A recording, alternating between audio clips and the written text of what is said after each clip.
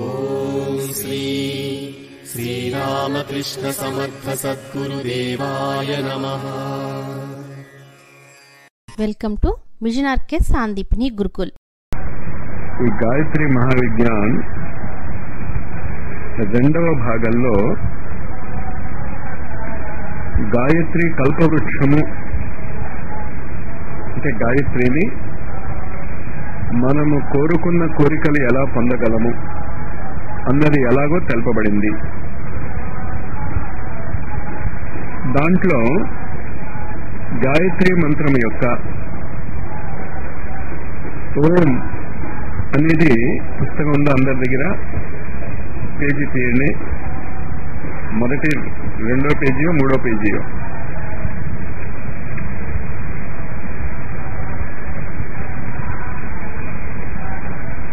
గాయత్రి కల్పవృక్షం బొమ్మ కనిపించిందా? ఈ బొమ్మ మీకు గుర్తు ఉండాలి. అంచేత గాయత్రియే కల్పవృక్షము. ఇది ఈ 9 రోజుల్లో మనం నేర్చుకోవడానికి ప్రయత్నం చేస్తాం. కానీ బ్రాకెట్స్ లో ఏం పెట్టుకోవాలి? 9 రోజుల్లో కాదు, 4 రోజుల్లో. అంటే ఇవాళ అయిపోయింది కదా, ఇంచేత 14, 15, 16, 19 ఈ 4 రోజులలో గాయత్రి కల్పవృక్షము అన్నది మనం అర్థం చేసుకోవటానికి ప్రయత్నం చేస్తాం. దీనికి ఆధారం ఏమిటి అంటే ఓంకారం. అదే మీ యొక్క శ్వాస. అది మీరు ప్రాక్టీస్ చేయాలి. గంటల తరబడి చెప్తున్నది అందుకు. ఈ శ్వాస లోపలికి వెళ్తుంది, బయటకు వస్తుంది. చెయ్య కదలాలి. బాగా మీరు ఇది చెయ్యకుండా మీరు ఎన్ని కలలు కన్నా ఏమీ లాభం లేదు. ఏబిసిడీలు రాకుండా షేక్స్పియర్ని చదువుతాను అంటే ఎలా ఉంటుందో, శ్వాస మీద అధికారము లేకుండా శాస్త్రాలు చదవటం కూడా అంతే. ఇంకో మార్గం లేదు ఎప్పుడు కూడా. అంటే నేను చెప్తున్నప్పుడు అక్కర్లేమ్మా, శ్వాస మీద ఉంచుకో. అందుకే మీరంతా ప్రాక్టీస్ చేసేసుకున్నాక నన్ను మాట్లాడటానికి ఉపయోగించుకోండి తప్ప ప్రాక్టీస్ చేయించుకోవటానికి ఉపయోగించుకోకండి. మరి మీరు ప్రాక్టీస్ చేస్తూ ఉండాలి గంటల తరబడి. స్కూల్లో పిల్లలకి స్కూల్కి వెళ్ళాలని ఉండదు. పిల్లల సంగతి నాకు తెలియదు. లెక్చరర్గా నాకు తెలుసు కాలేజీకి వెళ్ళాలని ఉండదు. ఎందుకు వెళ్ళాలని ఉండదు అంటే పాఠాలు చెప్పాలి కనుక. నేర్చుకోవటం అనేది ఎవరికి ఇష్టం ఉండదు. కానీ మనిషి యొక్క గొప్పతనం ఏమిటి అంటే ఇష్టం లేకపోయినా బలవంతంగా నేర్చుకుంటాడు. ఇష్టపడేవాడు నేర్చుకోవడం గుర్తుంచుకోండి. నేను ఈ పాఠాలు చెప్పటం నాకు ఇష్టం అనుకుంటారేమో మీరు. ఇష్టమేం లేదు. నాకు ముట్టిగా లేచేవాళ్ళు ఉన్నారు. ఎదొచ్చి వాళ్ళు కనిపించారు కనుక ఈయన ఇష్టం వచ్చేట్టు చెప్పుకుంటున్నాడు అనుకుంటారు మీరు. వాళ్ళు వేసేటటువంటి శిక్షలు చాలా తమాషాగా ఉంటాయి. ఇంకేంటంటే అది మీలోంచి ఆవిర్భవించేటటువంటి శిక్ష. దాన్నే మనము ఇంట్యూషన్, అంతఃస్ఫురణ. అంచేత మీకేమనిపిస్తుందంటే అంతఃస్ఫురణ మీదని. అంతఃస్ఫురణ మీది కాదు. స్ఫురిస్తుంది అంటే అది మీది ఎలా అవుతుంది? మీకు చాలా అహంకారాలు ఉన్నాయి. ఇంట్యూషన్ మీది కాదు. ఎటొచ్చి బయట నుంచి చెప్పబడకుండా మీకు లోపల నుంచి చెప్పబడుతున్నది. అది 1000 రెట్లు ఎక్కువ. బయట ఉన్న దానికంటే కూడా లోపల నుంచి వచ్చేటటువంటి ఆ జ్ఞానము 1000 రెట్లు ఎక్కువ కనుక వచ్చే జ్ఞానము 1000 రెట్లు ఎక్కువ ఉంటుంది, శిక్ష 1000 రెట్లు ఎక్కువ ఉంటుంది.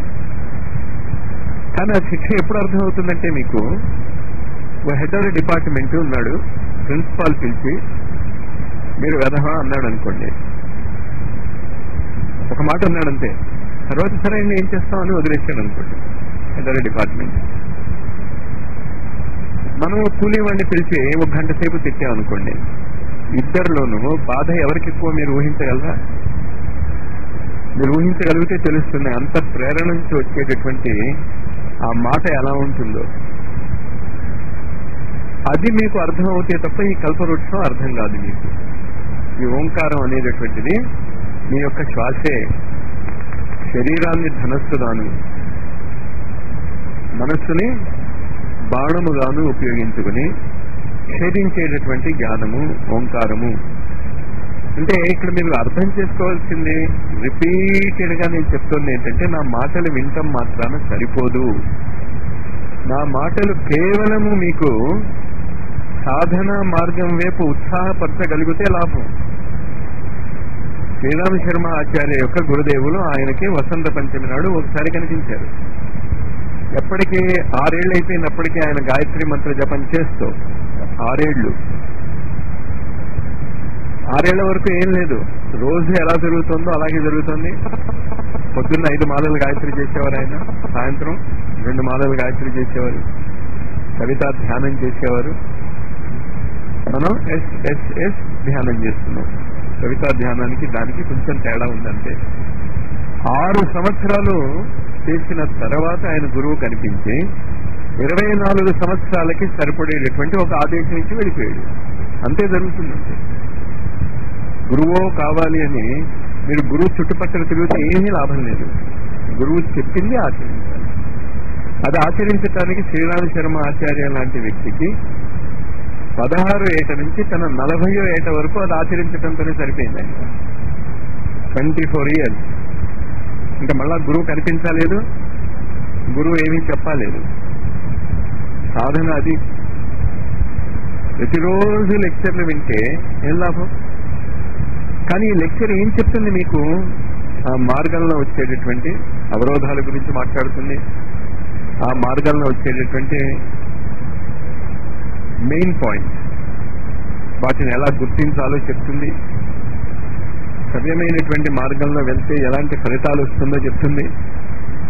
మీ నిత్య జీవితంలో మీరు ఎలాంటి పనులు చేస్తే ఆ వచ్చే ఫలితాలు మీకు అడ్డు తగులుతాయో చెప్తుంది. మనలో చాలా మంది సాధన కరెక్ట్ గా చేస్తారు, కానీ అది ఎలా ఉంటుందంటే పొద్దున వెళ్ళవేస్తాం, మనమే దాని మీద పేడ బురద చల్లుతాం పొగలు, మళ్ళీ సాయంత్రం వచ్చేసరికి మళ్ళీ వెళ్ళవేస్తాం. ఏం లాభమైంది? మనమే బురద చల్లుకుంటూ ఉంటాం, మనమే వెళ్ళ వేసుకుంటూ ఉంటాం. మరి మేము ఇంత సాధన చేశాము, మాకు ఏం ఫలితం వచ్చింది అని అడుగుతూ ఉంటాం. వీటన్నిటికీ ఆధారం శ్వాస. శ్వాసని మీరు గమనించుకోగలిగితే, శ్వాసని గమనించుకోగలుగుతున్నాము అంటే ఏమిటి అంటే, మీకు భవిష్యత్తు మీ శ్వాస ద్వారా తెలుస్తుంది. అప్పుడే మీకు గమనించడం అర్థమైనట్టు. అది గుర్తుంచుకోండి. శ్వాసని గమనించగలిగేవాడు నిద్ర లేవగానే ఆ రోజు ఏం జరుగుతుందో వాడికి తెలుస్తుంది ఖచ్చితంగా. అనేక మంది నాకు అలాంటి చెప్పగలిగేవాళ్ళు తెలుసు. ముఖ్యంగా అమలాపురం అటువైపు, అంటే నేను అటు వెళ్ళాను కనుక. మరి వీరబ్రహ్మం గారు వాళ్ళ శిష్యులందరూ కర్నూలు అటువైపు ఉన్నారు. ఆయన దాని గురించే చెప్పారు. పెరుమత్స యోగిని అని మచిలీపట్నం వైపు పెరుమత్స అనేటటువంటి గ్రామం దగ్గర ఉంది. ఆవిడ అదే చెప్పింది.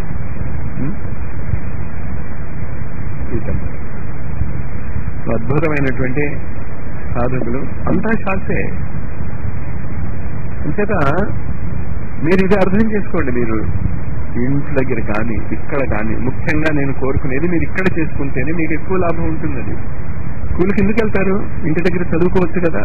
మీకు తెలుసు చదువుకోలేరని. లైబ్రరీ నుంచి ఇంటికి బుక్ చదువుకుని ఇంటి దగ్గరికి తెచ్చుకుని చదివిన వాడిని ఈ రోజు వరకు నేను ఒక్కడిని చూడలేదు. మీరు ఎవరైనా చూశారేమో నాకు తెలియదు. లైబ్రరీ నుంచి బుక్ ఒకటే తెచ్చుకోగలం, కానీ ఇంటి దగ్గర మీరు చదవలేరు. అసంభవం అది. అందుకే లైబ్రరీకి వెళ్ళి చదవాలి. అనుభవం ఉందా మీకు? అది నవల్స్ చదవగలుగుతారు, అది వేరు. ఎందుకంటే అది పనికిరాందే కనుక. ప్లస్ ఇంకోటి, చాలా సీరియస్ గా చదువుతారు. ఎందుకంటే రూపాయి అతి కట్టాలి ఒక రోజు ఇంట్లో ఉంటే. అంచేత రాత్రల్లా మెలకుగా ఉంది. అంచేత పొద్దున సంధ్యావందనం మానేయవచ్చు ఆ దెబ్బకి. అంటే ఆ మానసిక స్థితి యొక్క విశ్లేషణ చూసుకోండి. ఏది మీకు ఉపయోగపడదో ఖచ్చితంగా దాని వైపే మీ యొక్క ఆకర్షణ ఉంటుంది. అంచేత సాధనలో ఈ కట్టుబాట్లన్నీ ఎందుకు వస్తాయంటే ఆ ఆకర్షణ నుంచి తప్పించుకోండి. ఆ ఆకర్షణ అంటే పెద్దది ఉండదు, కానీ అసలు ఆశ్రమంలోనే దానికి తగిన వాతావరణం మనం క్రియేట్ చేసుకోలేకపోతున్నాం. నేను మీ నుంచి కోరుకునేది అది. శ్వాసను గమనించేటటువంటి పరిస్థితి ఏర్పరచుకోండి. డివైడ్ చేసేసుకోండి ఆశ్రమాన్ని. మీ ఏరియాస్ నీట్గా ఉంచుకోండి. అది ఎంత నీట్గా ఉంటుందో మీ యొక్క శ్వాస అంత కరెక్ట్గా గమనించగలుగుతారు. చాలా లింక్ ఉంది ప్రపంచంలో. అఖండ మండలాకారం వ్యాప్తం ఏన చరాచరం యత్పదం దర్శితం ఏనా తస్మై శ్రీ గురు. అన్ని ఒకదాంతో ఒకటి లింక్. దేన్ని మీరు వేరు చేసుకోలేరు. ఇంతట క్లెన్లీనెస్ గురించి నేను చాలా చాలా చాలా మీకు చెప్తున్నాను. భారతీయ స్వాతంత్ర సంగ్రామంలో యమ నియమాలలోని ఒక పాయింట్ మీద స్వాతంత్రం వచ్చింది మనకి. అది మీరు ఎప్పుడైనా గమనించారా? అహింస. ఆ అహింసని పాటించినటువంటి వ్యక్తిని మన మహాత్మాగా ఫాదర్ ఆఫ్ ది నేషన్, అది ఎంత గొప్పదో ఆ యమ నియమాలు. ఒక వ్యక్తి దాన్ని పాటించి ఇతరుల చేత దాన్ని పాటించడానికి ప్రయత్నం చేస్తే భారతదేశానికి స్వాతంత్రం వచ్చేసింది. మనం పెద్ద యుద్ధాలు ఏం చేయలే. అంత గొప్ప పతంజలి యోగ సూత్రాలు. అహింస తర్వాత అందులో రెండోది ఏంటి? సత్యం. My experiments with truth. ఆ మహాత్మా గాంధీ ఆ అహింస యొక్క పరాకాష్ఠని అందుకోవటానికి ప్రయత్నించినటువంటి ఒక వ్యక్తి తన ఆత్మకథకి పేరేం పెట్టుకున్నాడు అంటే సత్యం మీద నేను చేసిన ప్రయోగాలు. ఆయన ఒక్కటే కాదు, మీ అందరి జీవితాలు కూడా ట్రూత్ మీద ఎక్స్పెరిమెంట్సే. అందరి జీవితాలు కూడా మనలో ఉన్నటువంటి ఆ శాశ్వతమైనటువంటి సత్యాన్ని అర్థం చేసుకునేటటువంటి ప్రయత్నమే. నీకు తెలిసినా తెలియకపోయినా. తెలిస్తే విజ్ఞానం అంటాం. ఎక్స్పెరిమెంట్ చేస్తాడు సైంటిస్ట్. ఈనాడు సైంటిస్టులు అందరూ క్యాన్సర్కి మందు కనిపెట్టాలని కదా. సైంటిస్టులకి తెలుసా మందు ఏంటో? తెలిస్తే ఎక్స్పెరిమెంట్ చేయక్కర్లేదు. అలాగే మన ప్రయత్నం కూడా భగవంతుడి గురించి. కానీ భగవంతుడి గురించి మనకేం తెలియదు. మీరు ఆ ఉదాహరణ అర్థం చేసుకోండి. దానిని ఆశ్రమంలో ఒక గ్రూపుగా పాటించండి. గాంధీ ఒకడే అహింస అయింటే వచ్చేది కాదు మనకి స్వాతంత్రం. చాలా మందికి నేర్పాడు. అది కాశీ హిందూ విశ్వవిద్యాలయానికి స్థాపించినప్పుడు 1926-30 మధ్య ప్రాంతాల్లో సత్యాగ్రహము మాట విన్నారు ఎప్పుడైనా? సత్యాగ్రహము అంటే అర్థం ఏంటి? అసలు అర్థం గాంధీ గారి ఉద్దేశం ఏంటి అంటే అహింస కనుక పూర్తిగా పాటించగలిగేటటువంటి కొన్ని వేల మందిని నేను తయారు చేయగలిగితే అసలు విదేశీయులు ఎవరు కూడా మన భారతదేశం మీద నిలబడలేరు. బ్యాక్టీరియా ఉంది. బ్యాక్టీరియా అంటే తెలుసు కదా మీకు? శరీరంలోకి వెళ్ళేటటువంటి జీవాణువులు కొన్ని మంచి ఉంటాయి, కొన్ని చెడ్డ ఉంటాయి. అంటే మీ ఉద్దేశంలో ఇప్పుడు మీ శరీరంలోకి చెడ్డ బ్యాక్టీరియా వెళ్ళటం లేదనా? కానీ ఏమవుతుంది? మన శరీరంలో ఉన్నటువంటి సత్యము దాన్ని నాశనం చేస్తుంది. సత్యము అంటే ఉనికి, సత్తా, ఎగ్జిస్టెన్స్, బీయింగ్నెస్. నేనున్నాను, I am that I yam. నేనున్నాను అని నీకు తెలుసు కదా. దానికి ఏమైనా ప్రూఫ్ కావాలా? మళ్ళా నీకు నిరూపించి నేనున్నానని అడుగుతారు ఎప్పుడైనా? సత్యానికి నిరూపణ అక్కర్లే. అర్థమవుతుందా సత్యం అంటే ఏంటో? నేను జీవించి ఉన్నాను. అది పెన్షన్ వాళ్ళకి అవుతే వాళ్ళే లైఫ్ సర్టిఫికేట్ అడుగుతూ ఉంటాడు. సెప్టెంబర్లో నువ్వు వచ్చి అడిగితే నువ్వు ఆగస్టులో బతికున్నావు అని ప్రూవ్ చేయమంటారు. నువ్వు సెప్టెంబర్లో వచ్చి అడుగుతున్నావు నువ్వు పెన్షన్. మా తాతగారికి జరిగింది అది కాల్చీలో. కాగితం ముక్కలు అసత్యం కదా. కానీ I am that I am. నేనే మార్గము. I am the way. సర్వధర్మాన్ పరిత్యజ్య మామేకం శరణం వ్రజ. అహం త్వా సర్వ పాపేభ్యో. I am. అహం, నేను. ఈ నేను అనేటటువంటి దానికి ప్రాణం పోసేది మీ ఊపిరి. ఊపిరి లేకపోతే నువ్వు లేవు కదా. ఊపిరి ఆగిపోయిన మరుక్షణం ఫినిష్. ఊపిరి ఉన్నంత వరకు నువ్వు ఉన్నావు కనుక శ్వాసకి నీకు చాలా దగ్గర సంబంధం ఉంది. శ్వాసే సత్యము, ట్రూత్. ఆ సత్యాన్ని గుర్తించగలగటము మీకు నేర్పబడుతున్నది.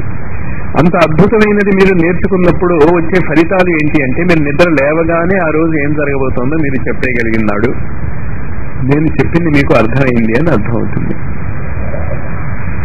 మీకు ఏం జరుగుతుందో మీరు చెప్పగలరు, కానీ ఇతరులకు ఏం జరుగుతుందో మీరు చెప్పలేరు. అంటే మీ శ్వాస మీకు తెలుస్తుంది కానీ ఇతరుల శ్వాస మీకు ఎలా తెలుస్తుంది? అర్థమవుతుంది కదా. అది ఆ ఓంకార సాధన ఈ గాయత్రి కల్పవృక్షంలో మీకు చెప్పబడుతుంది. క్లియర్గా ఉంది కదా. దీని తర్వాత గాయత్రి మహాత్మ్యము అనేటటువంటిది వస్తుంది. 86 శ్లోకాలు రఫ్గా ఉన్నాయి ఇక్కడ. ఈ గాయత్రి మహాత్మ్యంలో నేను మీ నుంచి కోరుకునేది ఏంటి అంటే, ఆ 86 శ్లోకాలకి కింద తెలుగు అర్థాలు ఇవ్వబడ్డాయి. కలిసి చదువుతారు, వేరువేరుగా చదువుతారా ఏంటి నిర్ణయం మీది? కలిసి గబగబగబ ఆ శ్లోకాలను చూసేయండి. శ్లోకాలను చదవకండి. సంస్కృతంలో ఉన్నటువంటి శ్లోకాలు నేను చదవలేను.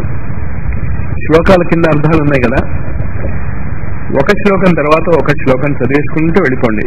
టూకీగా, ఫాస్ట్ గా కాదు. చెప్పిన అర్థమవుతుంది కదా.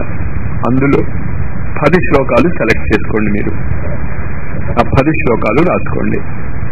ఇది పేజ్ 5వ పేజీ నుంచి 18వ పేజీ వరకు ఉంది. ఇందులో ఈ పుస్తకం ఎవరిదో వాళ్ళకి ఇచ్చేస్తాను నేను. 3వ పేజీ నుంచి 18వ పేజీ వరకు ఉంది. ఇందులో నేను మిమ్మల్ని ఏం ఆశిస్తున్నాను మీ నుంచి? ఒక 10 శ్లోకాలు మాత్రమే అందరూ కలిపి నిర్ణయించుకోండి.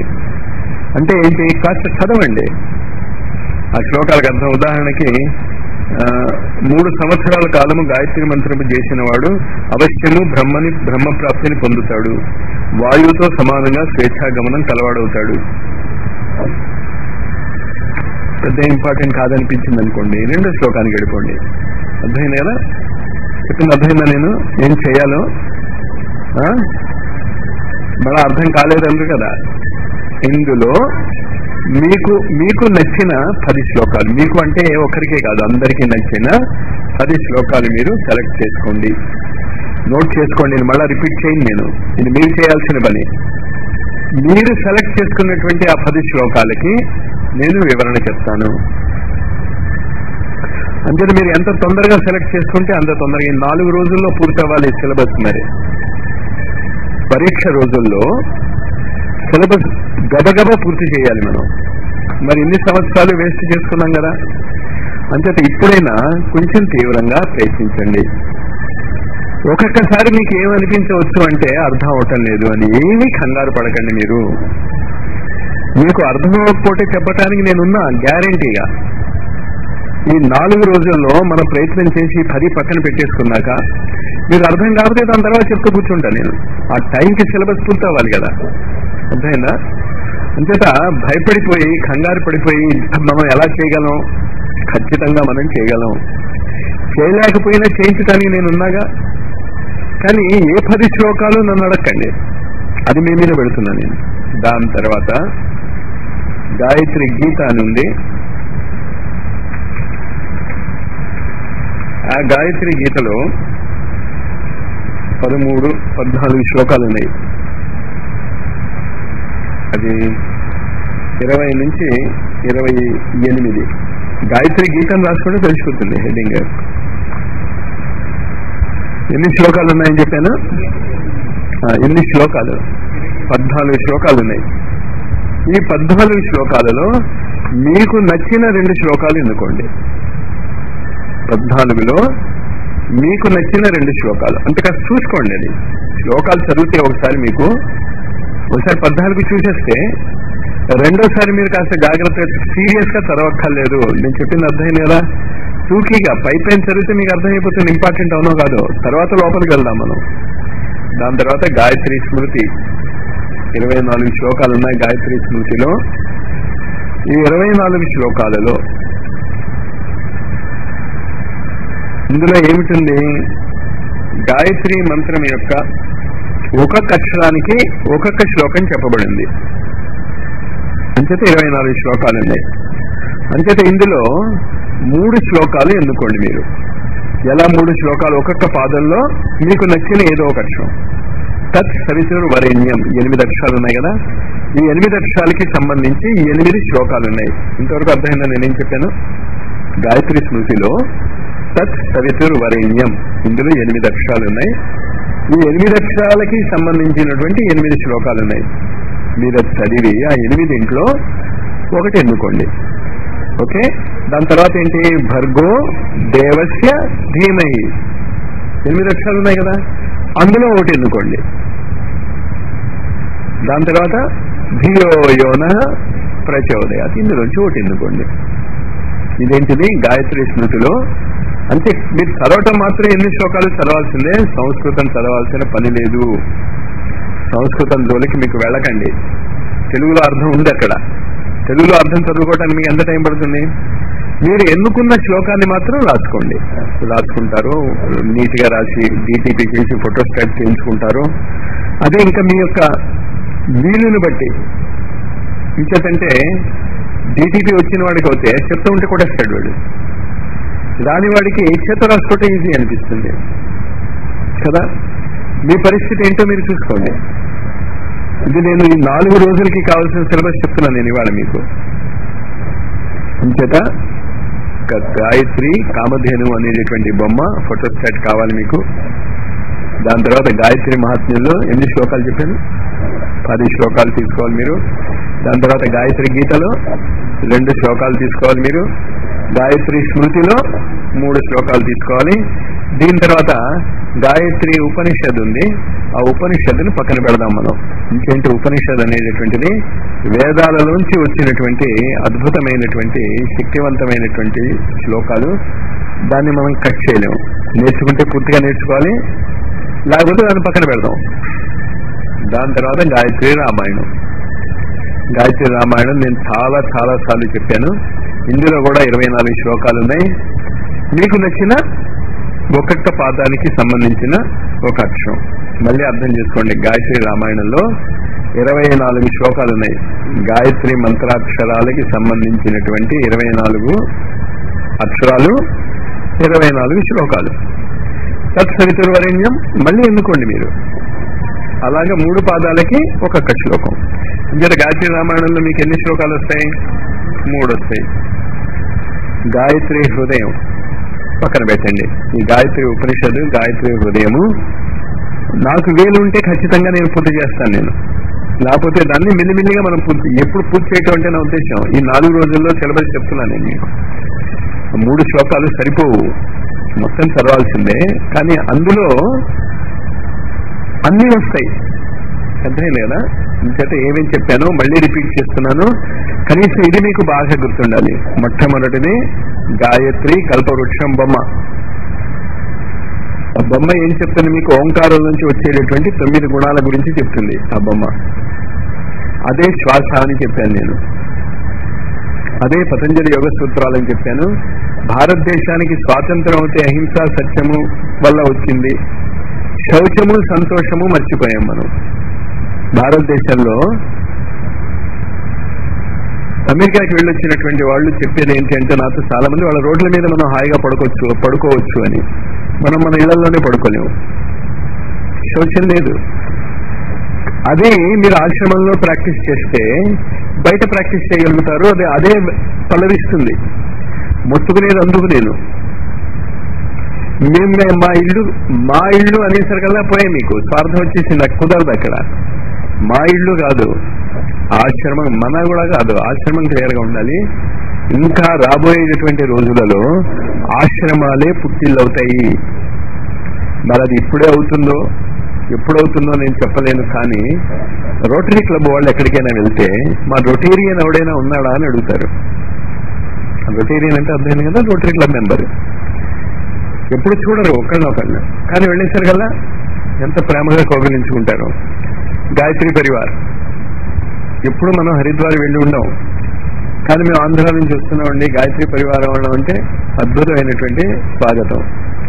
అలాగే వాళ్ళ మొహాలు మనం ఎప్పుడు చూడలేదు, కానీ అశ్వమేధయజ్ఞం చేస్తున్నాం మేము అంటే నెత్తి మీద పెట్టుకుని మనం పిలుచుకొచ్చాం వాళ్ళని. ఇక్కడికి వచ్చాం కదా అంటే ఎప్పుడైనా అర్థమైనా మన బంధువులను అలా ఎప్పుడైనా పిలిచాము మనం. వస్తే బాధపడతాయేమో మరి నాకు తెలియదు కదా. అంటే అసలు పరివారం ఏది ఇప్పుడైనా మీకు అర్థం అవుతే మీకు అర్థమైపోయి ఉంటుంది ఇదే నిజమైన పరివారం అని. కానీ ఆ మోహం ఉందే, ఆ భ్రాంతి ఉందే, సామాజిక భ్రాంతి. మరి ఆ భ్రాంతిని మీరు ఎలా విరగకొట్టగలరో, ఎలా దాని నుంచి మీరు బయటపడగలరో. అంచేత నిజమైనటువంటి కుటుంబాలు ఇవే. సత్సాయి పరివార్, సిద్ధి సాయి పరివార్, ఇవన్నీ కూడా అసలైన కుటుంబాలు. మీ కుటుంబాలు కేవలము రుణానుబంధానికి సంబంధించిన కుటుంబాలే అనేటటువంటి దాన్ని అర్థం చేసుకుంటే వచ్చేటటువంటి విశేషమైనటువంటి శక్తి గాయత్రి పంజరంలో వస్తుంది. ఈ గాయత్రి పంజరము అనేది 103 నుంచి ఉంటుంది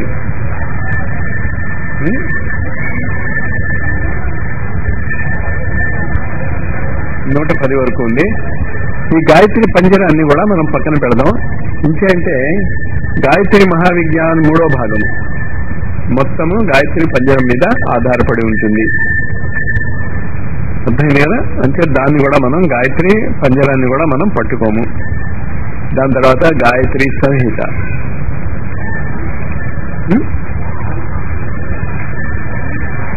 గాయత్రి సంహిత ఇందులో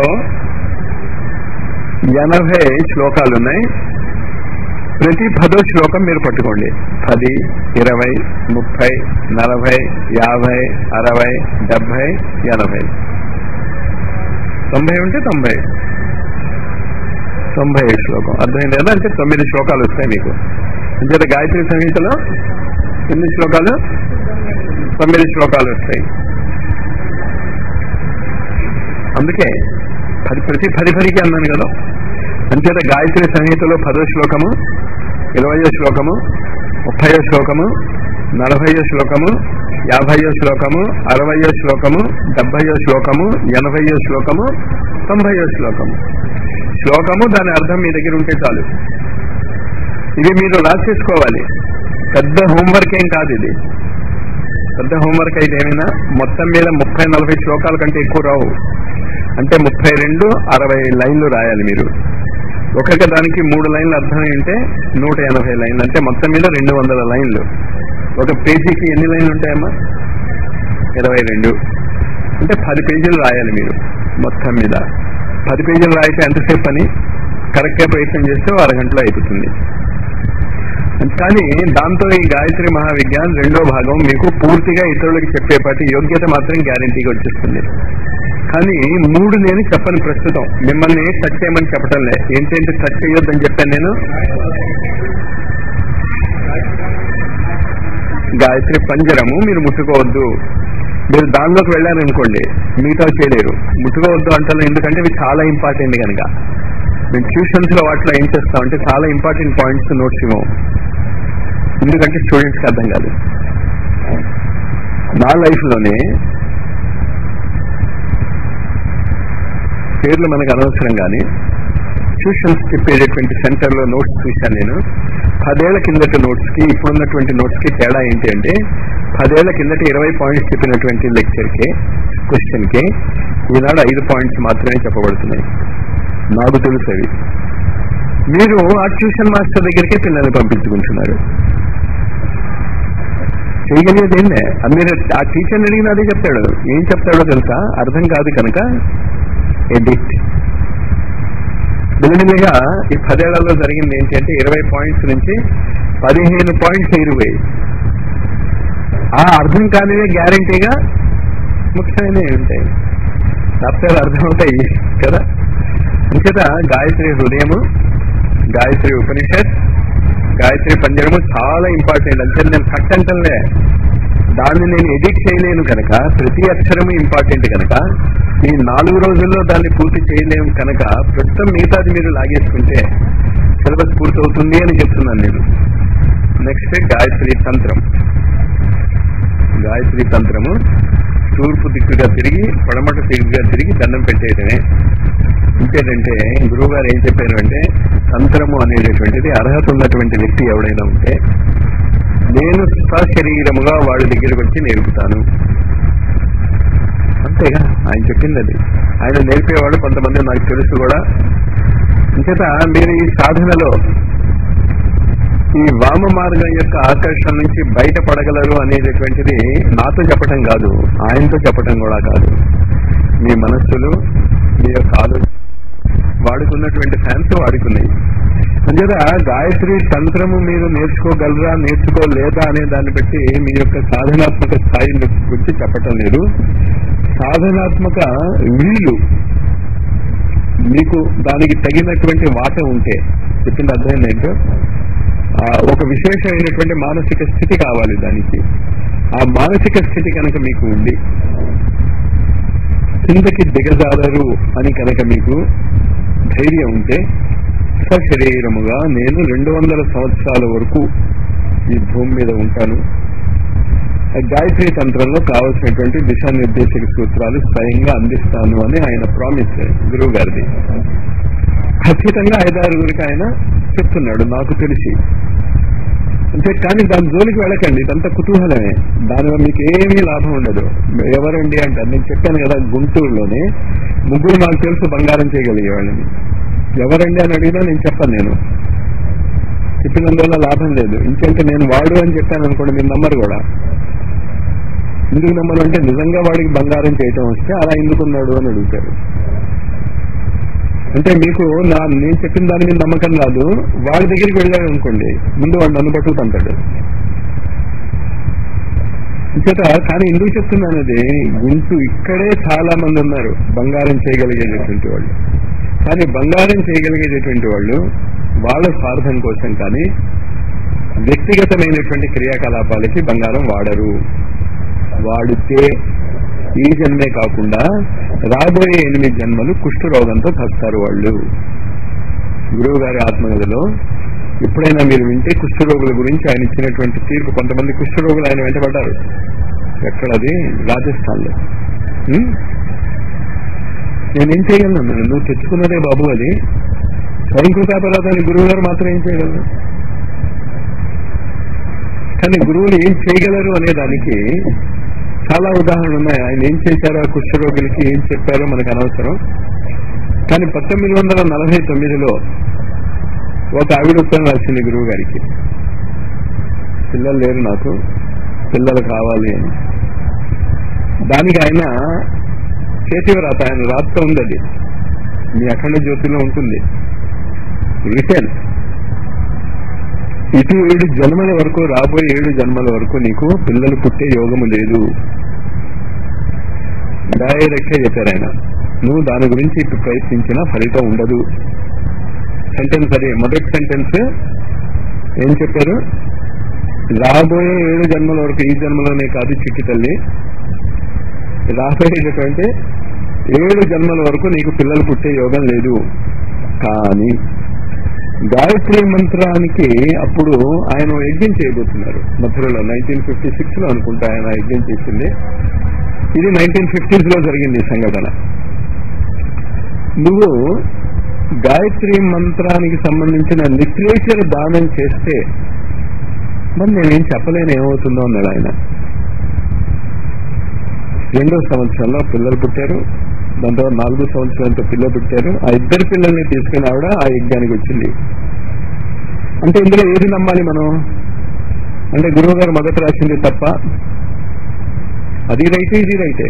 అంటే మీ ఫేట్ మారాలి అంటే ఆ గాయత్రి యొక్క శక్తి మీకు అర్థం అవ్వాలి. ఎందుకు గాయత్రి మంత్రాన్ని సర్వజనీనం చేశారు అంటే, ఏ ఒక్కడు కరెక్ట్ గా చేసినా కొన్ని వేల మంది లైఫ్ సెట్ అయిపోతుంది. ఇదంతా అఖండ మండలాకారం, నా ఒక్కడికే చెందాలి అంటే కుదరదుగా. నేను ఇక్కడ దీపం వెలిగించుకుంటే నా ఒక్కడికి దీపం కావాలి అన్న కుదరదుగా. దీపం అందరికీ అందుతుంది. అలాగే నీకు ఇష్టం ఉన్నా ఇష్టం లేకపోయినా గాయత్రి మంత్రశక్తి అక్షరాలు కనుక ఖచ్చితంగా వాతావరణంలోకి వెళ్ళిపోతూ ఉంటుంది. తద్వారా భారతదేశం యొక్క నియతి, జగద్గురు పీఠం వహించేటటువంటి నియతి చాలా ప్రముఖ పాత్ర వహిస్తుంది అని ఈ ఉదాహరణ నేను ఎందుకు చెప్పాను అంటే, ఇది కూడా గాయత్రి తంత్రంలోని భాగమే. తంత్రము అంటే అర్థం ఏమిటి అంటే అసంభవాన్ని సంభవం చేయడం. గాలి వేయటం లేదు. ఏ తంత్రం చేసాం మనం? టెక్నాలజీ. తంత్ర అంటే టెక్నాలజీ. ఫ్యాన్ ఈజ్ ఏ తంత్ర. ఏ శక్తిని ఉపయోగించుకుని? ఎలక్ట్రిసిటీని ఉపయోగించుకున్న తంత్ర. లైట్, అది తంత్రమేగా. టెక్నాలజీ. తంత్రం అంటే టెక్నాలజీ. అంటే గాయత్రి తంత్రం అంటే ఏమిటి? గాయత్రి టెక్నాలజీ. అంటే అందులో భయపడటానికి ఏమీ లేదు. కానీ ఎలక్ట్రిసిటీని మీరు ఇష్టం వచ్చేట్టు ముట్టుకోగలరా? తెలియదు అనుకోండి మీకు దాని నియమాలు అవి కూడా. మీరు గబుక్కుని వెళ్ళి చేయి పెట్టేశారు అనుకోండి, ఏమవుతారు? అందువల్ల దాన్ని బాగా తెలుసుకున్నటువంటి వాళ్ళు, దాన్ని చెప్పగలిగేటటువంటి వాళ్ళు ఉన్నప్పుడే దాన్ని నేర్చుకోవడానికి వీలవుతుంది. ఎలక్ట్రిసిటీతో మీరు ఎన్ని మ్యాజిక్లు చేయగలరో, ఎన్ని ప్రమాదాలకి లోను కాగలరో, అదేవిధంగా గాయత్రి తంత్రంలో కూడా అన్ని మ్యాజిక్లు చేయొచ్చు, అన్ని ప్రమాదాలు మీకు జరగవచ్చు. కానీ అందులో చాలా సింపుల్ ఏంటంటే, మీకు ఆ తంత్రాన్ని మీకు చెప్పాను నేను. రోజుకి ఓ ఉత్తరమైనా 5 ఉత్తరాలైనా పోస్ట్ చేయండి. అసంభవమైనటువంటి ప్రారంభము సంభవం అవుతుంది. మీరు చెయ్యరు. ఎందుకు చెయ్యరు అంటే ప్రారంభం. చేయగలిగితే ప్రారంభం పోతుందిగా. పెద్ద ఏదో చెప్తే మీరు ఏదో అనుకుంటారు తప్ప, ఇది తంత్ర అంటే సింపుల్ థింగ్. తంత్రం అంటే అదే కదా, వెరీ సింపుల్ థింగ్. మీ ఫేట్ మారటానికి, మీ కోరికలు తీరటానికి చాలా సింపుల్ థింగ్ ఏంటి అంటే గాయత్రి మంత్రాన్ని 10 మందికి అందించండి. డిస్ట్రిబ్యూట్ చేసింది ఆవిడంతే. గాయత్రి మహాయజ్ఞం జరగబోతోంది, దానికి సాధకులను తయారు చేయాలి కదా, మీరు చేసుకోండి అని ఆశిస్తుందేటంతే ఆవిడ ప్రచారం. కానీ ఇక్కడ తంత్రం అర్థమవటంలే. మీకు ఇంత స్పష్టంగా చెప్పినా తెలీదు నాకు మీలో ఎంతమంది దీన్ని ఆచరించగలరో. ఇవాళ పోస్ట్ చేశారు ఉత్తరాలు. తంత్ర అంటే అది ఇంక టెక్నాలజీ, అక్కడ మీకు తెలియాల్సిన పనేలే. కానీ ఇదే పరిస్థితి వస్తుంది. తంత్ర అనేసరి కదా మీరు చేయలేరు అనుకుంటున్నామమ్మా. అది ఎంత కష్టమో నీకే అర్థమవుతుంది. ఇంత చెప్పినా అందరూ నేను మిమ్మల్ని ఫోర్స్ చేయగలను కనుక ఫోర్స్ చేస్తున్నా, అయినా మీకు 2-3 రోజులు పట్టింది. మిగతా వాళ్ళు వింటారు తప్ప చేయరిగా. ఇంకేత ఈ తంత్ర గురించి ఇంతకంటే ఎక్కువ మనం చెప్పలేము. కానీ తంత్ర మీ ఇష్టం అది. నాకు అది ఎలా చేస్తారో అనేది నాకు అనవసరం. కానీ నా కోరిక ఏంటి అంటే, అసలు ఇలాంటి క్లాసులు జరుగుతున్నాయని మన వాళ్ళకి మనం చెప్పలేనప్పుడు, అసలు మీకు కరెక్ట్ వేలో మార్గం వెళ్తలే ఆలోచన విధానం. మన పరివారం ఉంది ఎప్పుడు కూడా. మొట్టమొదటి లాభం ఎప్పుడు కూడా మనకి సంబంధించినటువంటి వ్యక్తులకి వెళ్ళాలి. నువ్వు ఏమీ చెప్పకుండా టప్పు మనకి గుండాకి కట్టావనుకో, నీ ఆస్తి అవడగలుగుతుంది ముందు. అంతే కదా. అది మీకు ఆ నియమం ప్రతి చోట వర్తిస్తున్న చేత మీ ఇష్టం వచ్చినట్టు చేస్తామంటే దానికి తగినట్టు తంత్ర లీక్ అవుతుంది. అంచేత మొదటి వారసులు ఎవరు దీనికి? పరివారు వాళ్ళు. ఏ పరివారు వాళ్ళు? బ్లడ్ రిలేటివ్స్ కాదు. అది ఆ తంత్రాలు టెక్నాలజీ ఇదే నేర్చుకోవాలి మీరు. కాదండి నేను ఎవరికో ఇచ్చేసాను, గాలిలో పడేశాను, మంచిదే కాదన్నే, ఎవరికో ఒకటికి వెళ్తుంది కదా. నేను శ్రీ గురువు గారి దగ్గరికి వెళ్ళింది అలా యాక్సిడెంట్ గానే వెళ్ళాను. బస్ ఎక్కాను నేను, నా ఎదురుకుండా ఉన్నటువంటి ఒక వ్యక్తి చేతుల నుంచి ఆ మ్యాగజైన్ కింద పడింది, చూశాను నేను, అంతే. అలా అయినా వెళ్ళిపోవచ్చు. కానీ ఆ యాక్సిడెంట్ మాత్రం మనకు అనిపిస్తుంది కానీ యాక్సిడెంట్ అని పరివారేగా. తర్వాత అతను నా కాలేజీ రీసెర్చ్ సీనియర్ అనేది తెలిసింది, నగేంద్ర సింగ్ అని. ఇంకా ఈ గాయత్రి తంత్రాలు మీరు ఆ technology how to change fate మారాలి అంటే నాటేటటువంటి విత్తనాన్ని ఎక్కువ లాభం వచ్చే చోట నాడాలి. అది తంత్రాయే, అన్ని తంత్రాయే. దాని తర్వాత గాయత్రి అభిచారము అనుంది, మారణ ప్రయోగము అనుంది. అవంతా పేర్లు మాత్రమే మనకి తెలుసు కానీ అసలు అదంతా ఏంటో కూడా మనకి తెలియదు. ఖచ్చితంగా శ్రీరామ శర్మ ఆచార్య లాంటి వాడు దాన్ని తెలిసేటట్టు రాయడు. కానీ మరి ఎందుకు రాశాడు ఆ పేర్లు? అసలు ఎంత పెద్ద విజ్ఞానము అది అని తెలియజేయటానికి మాత్రమే రాశాడు. ఆ మాత్రం మనకు కూడా తెలియాలి, దీంతో ఇది చెయ్యొచ్చు అని. దాని తర్వాత 24 గాయత్రీలు ఉన్నాయి. ఆ 24 గాయత్రీలు రోజుకి ఒకసారి మీరు క్లాసుకి ముందు, క్లాస్ అయిపోయిన తర్వాత, లేకపోతే మన నిశ్చయిత ఉంది చూసారా, ఆసనాలన్నీ వేస్తున్నప్పుడు ఆ 24 గాయత్రీలు ఒకసారి పారాయణ చేసేయండి. అర్థం కదా, 24 గాయత్రీలేగా. ఆ 24 గాయత్రీలు నోట్ చేసుకున్నారా మీరు? ఎప్పుడు చేయాలా 24 గాయత్రీలు మీరు? ఒకసారినమ్మా ఆసన ప్రాణాయామాలతో. దాని తర్వాత వచ్చేటటువంటి ఒక అద్భుతమైనటువంటి సీక్వెన్స్ ఉంది. 180 నుంచి 190, ఈ 10 పేజీలు. 180 నుంచి 190 ఎన్ని పేజీలు? 10 లేకపోతే 11 పేజీలు అవుతుంది. రాబోయేటటువంటి మొత్తం మెడిసిన్ అందులో ఉంది. మొత్తం మెడిసిన్ అతి త్వరలో మొత్తము వైద్య విధానము దేని మీద ఆధారపడి ఉంటుంది. అంచేత ఈ 10 పేజీల్ని మీరు వదలటానికి వీల్లేదు. దాంట్లో మొట్టమొదటిది ఏంటి అంటే సంధ్య, అది మీరు రెగ్యులర్ గా చేస్తూనే ఉన్నారు. గాయత్రి పూజ చేస్తూనే ఉన్నారు. ధ్యానము చేస్తూనే ఉన్నారు. ఇప్పుడు 3 పూట్ల చేస్తూనే ఉన్నారుగా. దాని తర్వాత వర్ణానాం ధ్యానము, గాయత్రి మంత్రాన్ని రంగులతో మార్చడం అనేది. దాని తర్వాత అది ఆ 24 శ్లోకాలు ఉంటాయి అందులో. తప్పదు ఇది, మీరు ఆ 24 మీకు రావాల్సిందే. అంచేత మీరు ఏం చేస్తారు అంటే ఈ 10 పేజీలు ఫోటోస్టాట్ తీయించేసుకోవాల్సిందే. గాయత్రి కవచము, అక్షర శక్తి కవచము, గాయత్రి శక్తి ధ్యానము, న్యాసము, న్యాస శక్తి. ఇదేంటి 180 నుంచి 190. క్లియర్ గా ఉందా అందరికీ? రేపు ఇది రెడీగా ఇవ్వాలి నాకు. అందుకు నేను తక్షణం అనేది. నెక్స్ట్ గాయత్రి స్తోత్రము పెద్ద ఇంపార్టెంట్ కాదు. దీని తర్వాత ముద్రలు, ఆసన, ప్రాణాయామ, బంధాలు, ముద్రలు. ఈ ముద్రలు మీకు గాయత్రి మంత్ర జపం చేసే ముందు వేసుకోవాల్సి వస్తుంది. ఈ ముద్రలు ప్రాక్టీస్ చేయాలి. సుముఖం సంపుటం చేయవ వితతం విస్తృతం తదా, ద్విముఖం త్రిముఖం చేయవ చతుఃపంచముఖం తదా, షణ్ముఖోదో ముఖం చేయవ వ్యాపకాంజలికం తదా, శకటం యమపాశంచ క్రదితం చోన్ముఖోన్ముఖం ప్రళంబం ముష్టికం చేయవ మత్స్య కూర్మ వరాహకం సింహాక్రాంతం మహాక్రాంతం ముద్గరం పల్లవం తదా. 24 ముద్రలు తెలిస్తే తప్ప గాయత్రి శక్తిని ఉపయోగించుకోలేరు అంటున్నారు. ముద్రలు అంటే ఏమిటి? ఆసనాల నుంచి బంధాలకి మీరు ఎలా వెళ్తారు? బంధం నుంచి మరి ఆసనాల మీద రెగ్యులర్ గా ప్రాక్టీస్ చేస్తూ ఉంటే ఎన్ని రోజులు బట్టి చేస్తున్నారు మీరు? అంటే సాధారణంగా 1 నెల ఆసనాలు ప్రాక్టీస్ చేస్తే బంధాలు ఏర్పడటం మొదలెడతాయంటారు. అంటే ఇంకా మీరు 1 నెల అయ్యి ఉండదు. అయ్యి ఉంటే మరి బంధాలు వస్తూ ఉండాలి మీకు. మీ అంతటా మీకే ఏర్పడతాయి, మీకే తెలుస్తాయి బంధాలు.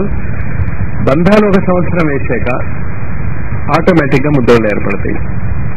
కానీ ముందే మీరు ప్రాక్టీస్ చేసుకుంటూ ఉంటే ఈ ముద్రలు, ఆ ముద్రలు తొందరగా ఏర్పడతాయి. అర్థమైంది ఏం చెప్పాను? ఇప్పుడు నీళ్లు ప్రవహిస్తున్నాయి అనుకోండి, వేరు పెట్టి ఇలా గీసాం అనుకోండి, ఆరిపోతుంది.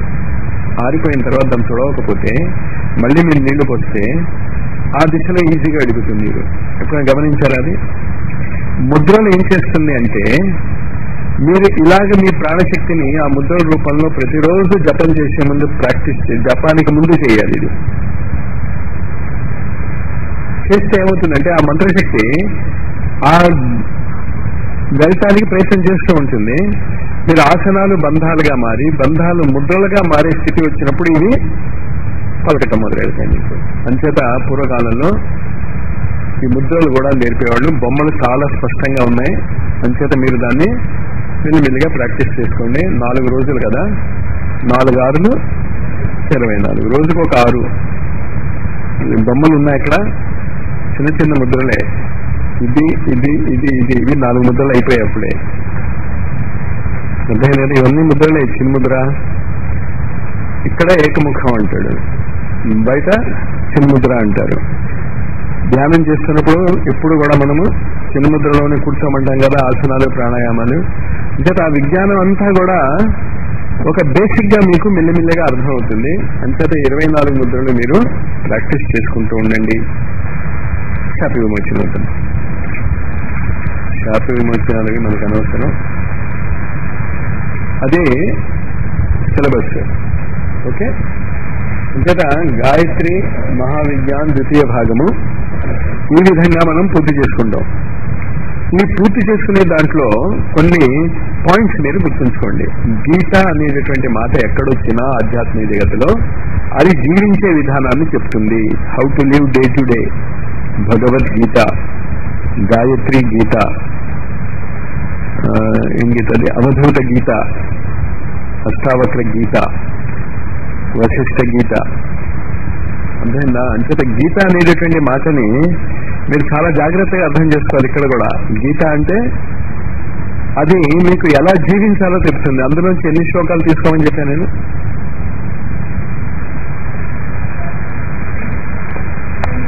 ఎందుకు 2 శ్లోకాలు చెప్పాను? ఇంకేంటంటే జీవించటానికి 2 మార్గాలు ఉన్నాయి. జీవించటానికి 2 మార్గాలు ఉన్నాయి కదా. ఒకటి లోపలికి వెళ్ళేటటువంటి శ్వాస, రెండోది బయటకు వెళ్ళేటటువంటి శ్వాస. ఈ శ్వాస ఉంటే మిగతా మీరు జీవిస్తూ ఉంటారు, లేకపోతే మీరు జీవించలేరు. అంచేత నేను చెప్పినటువంటి అంకెలకి దానికి చాలా సంబంధం ఉంది. గాయత్రి గీత తర్వాత స్మృతి అంటే ఏంటి? పూర్వజన్మ సంస్కారాలు. మీ పూర్వజన్మ సంస్కారాల గురించి చర్చించేది గాయత్రి స్మృతి. స్మృతి ఏ స్మృతి అయినా కూడా స్మృతి అనేటటువంటి పదము మీ పూర్వజన్మ సంస్కారాలను తెలుపుతుంది.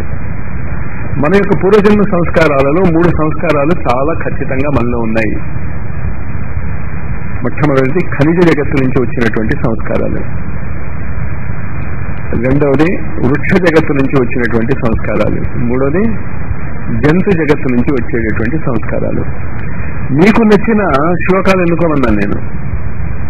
సంస్కారాలు ఏంటో తెలుస్తాయి దానికి. అంటే మీరు మీ సంస్కారం ఏమిటో అనుకుని మీరు దాని మీద అవస్థ పడక్కలే. మీకు న్యాచురల్ గా ఏది నచ్చితే అది తీసుకోండి. ఇందులో మీకు ఏదైనా ఉపయోగపడుతుందేమో ఒక మాట చెప్తాను నేను. మన బ్లడ్ లో ఉన్నటువంటి దాంట్లో ఉన్నటువంటి ఖనిజ జగత్తులో ముఖ్యమైనటువంటిది ఏంటి అంటే ఐరన్. వృక్షాలలో ఐరన్ ఎక్కడుంటుందో అదే ప్లేస్ లో మెగ్నీషియం ఉంటుంది. అదే ప్లేస్ లో స్ట్రక్చర్ మొత్తం ఒకటే దాన్ని.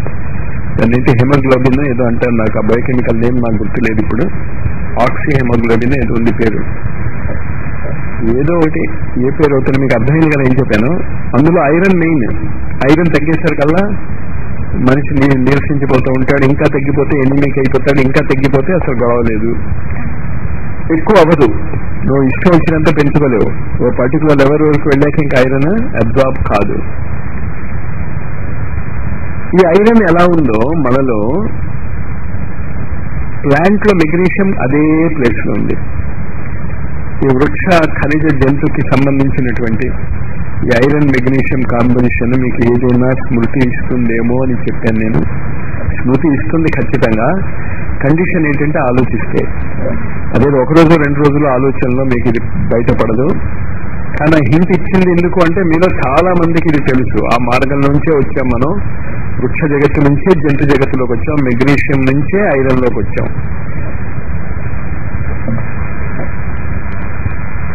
స్మృతి తర్వాత సంహిత. ఈ సంహిత అనేది కూడా 3 కలిస్తే సంహిత అంటాం. ఋషి, దేవత, ఛందస్. ఈ 3 కలిస్తే దాన్ని సంహిత అంటాం. ఋగ్వేద సంహిత, అధర్వేద సంహిత, వేద సంహితలు. ఇంచేత ఈ మాటల అంతరార్థాలు మీరు మనసులో పెట్టుకోండి. కానీ నేను చెప్పేశాక గాలివాటలు ఉండకూడదు. రేపు నేను అడిగినప్పుడు మీరు చెప్పగలగాలి. గీత ఏం చెప్తుంది? How to live. స్మృతి ఏం చెప్తుంది?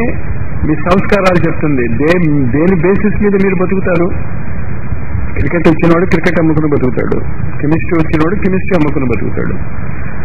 యోగులు ఏం అమ్ముకుని బతుకుతారు? యోగులు ఏమి అమ్ముకుని బతుకుతారు? గట్టిగా చెప్పండి. శ్వాస అమ్ముకుని మనం బతుకుతాం. మనం కూడా అంతే. రోజుకి 21,600 శ్వాసలు పీల్చుకుంటే 100 ఏళ్ళు బతుకుతా ఉన్నారు. తక్కువ శ్వాస అమ్ముకున్నాం అనుకోండి ఎక్కువసేపు బతుకుతాం. ఎక్కువ శ్వాస ఇచ్చేసాం అనుకోండి తక్కువ బతుకుతాం.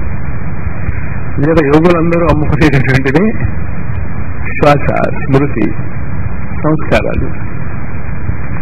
సంహిత ఋషి, దేవత, ఛందస్సుల యొక్క కలియిక. ఈ యాంగిల్లో మీరు దాన్ని అవగాహన చేసుకోండి. స్వస్తే సాధన చేసుకోండి. దీని తర్వాత ఏమేమి సాధన చేసుకోవాలి మీరు చేయాలి? అవంతా చేయటం మోర్ ఇంపార్టెంట్ నా లెక్చర్ కంటే కూడా. స్వస్తే.